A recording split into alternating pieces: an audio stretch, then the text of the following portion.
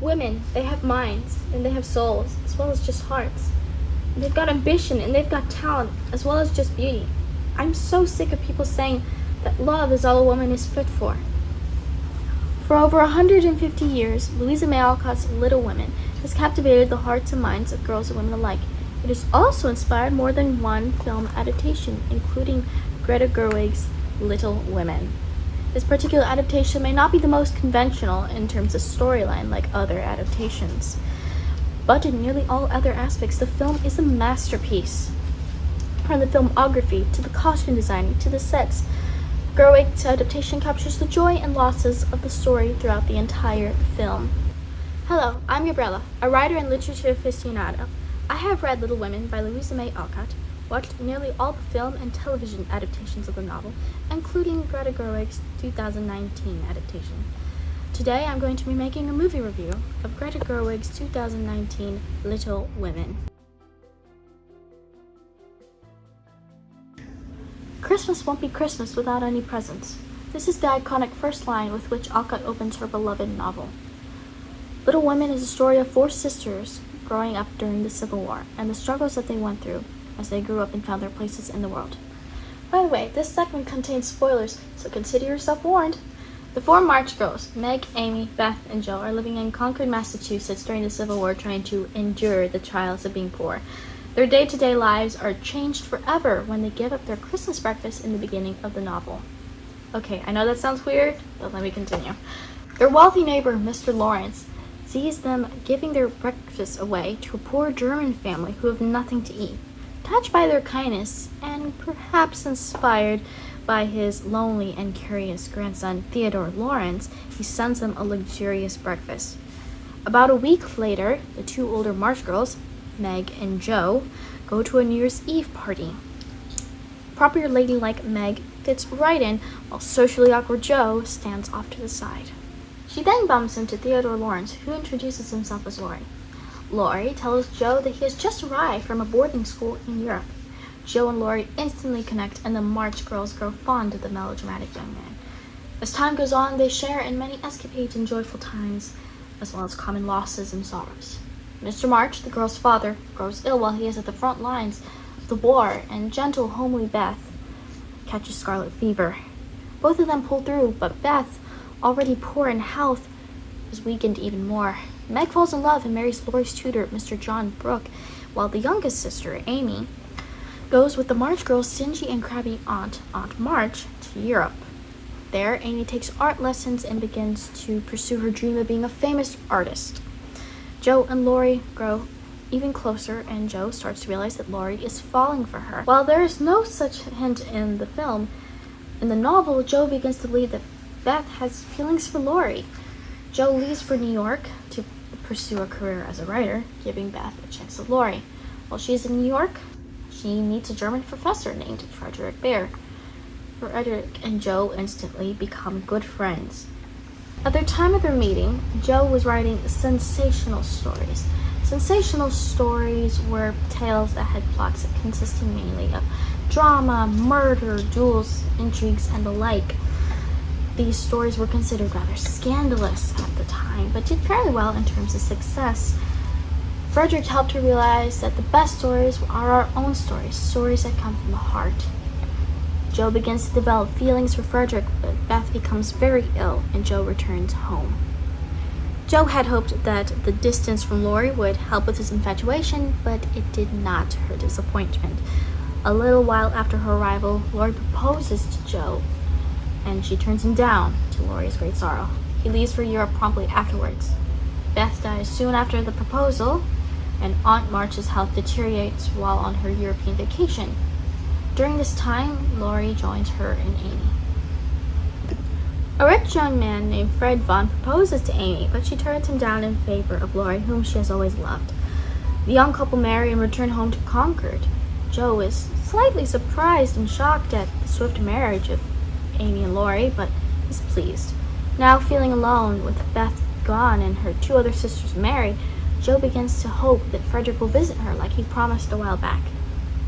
Frederick does indeed visit her, and to her delight, confesses his feelings, and they marry.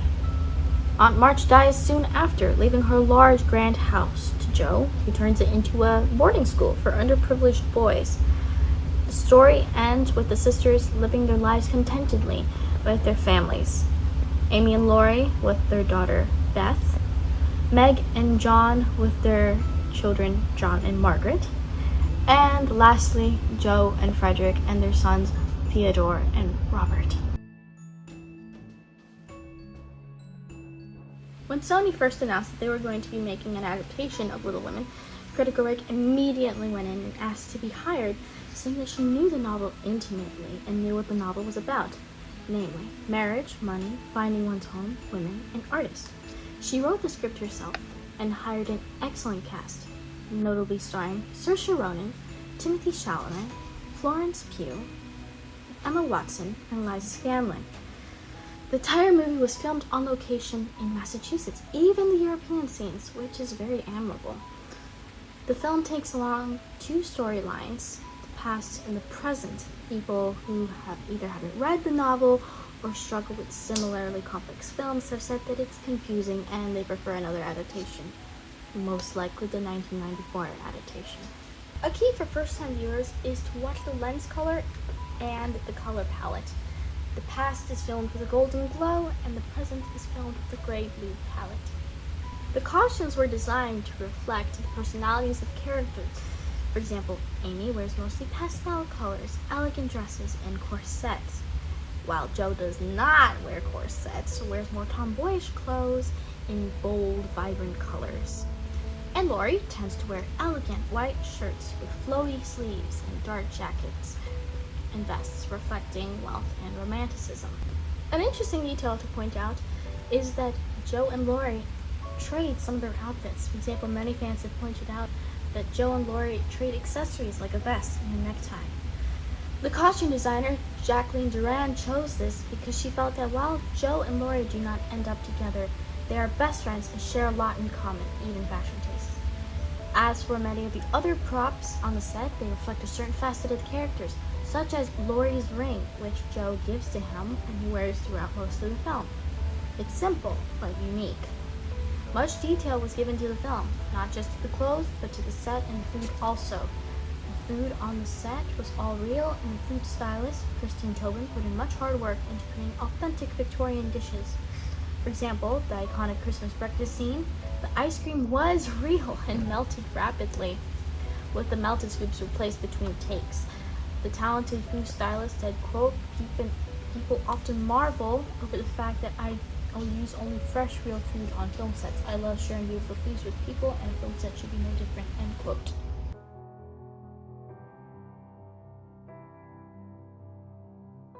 This film adaptation may be the best adaptation of Little Women ever created, due to the dedication, the creativity, the exceptional acting, and all the efforts of the crew and cast. Gerwig preserves the story of Little Women at its heart, but puts a spin on how it's relatable to young women and female artists today. The character of Amy shows a young woman with dreams of living a comfortable, luxurious life with the man she loves. Even while she may appear a spoiled brat at first, she matures and gets her wishes. Beth portrays a young woman who loves her home and finds herself there, even though her life is short.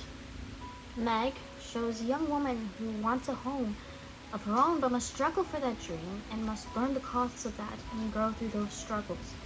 Laurie embodies a young man who had a difficult childhood and goes through a happy teenage period, which doesn't lack in troubles. He falls in love only to get heartbroken, but he learns, matures, moves on, and settles down with a good wife. Mr. Bear is the man who is not as young as the highly desired and handsome Laurie, who enchants all the ladies with his charm, but Mr. Bear attracts women with his love of art, knowledge, and beauty of the soul and mind. He has a rough life, but comes out all right in the end with a happy ending. Finally, Jo March, the girl that every girl wants to be, except most of them want Laurie. The heroine, the damsel who's totally not in distress, the wild child, the artist, the writer, one of the greatest female protagonists ever. She is the image of all young women who dare to dream big and conquer the hearts and minds of all. She is the woman who doesn't conform to what society expects of her, but what she wants for herself. She is willing to suffer and struggle for her dreams and desires. She leaves her home to find a home of her own. She loses the man who loves her to find a man whom she loves. She must lose a part of her family to gain one of her own. She must write for money before she can write for art. She must reject a marriage proposal of her high school era best friend to accept a loving marriage with the man who guided her steps and helped her as an adult. Saoirse Ronan was magnificent in this role, second to none, except perhaps Winona Ryder's portrayal. I understand when Greta Gerwig said, quote, "Jo felt like my heroine. She was the one I wanted to be like and was like, I suppose, in some ways, and that was thrilling." End of quote.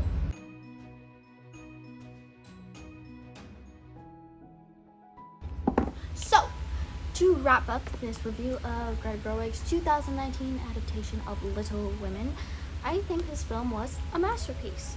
And not only as an adaptation of a beloved classic, but as a story for young women as well as men on the coming of age and the discovery of one's place as a person and as an artist. I would give this film an A- and a 9 on a scale of 1 to 10. Greta stuck pretty close to the events of the story and made it very sweet and artistic. Absolutely love it, and I hope you do too.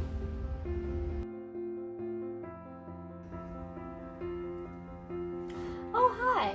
If you like this movie review, then please like, share, and subscribe. And if you have any ideas or suggestions, comment them below. Thanks and have a good day.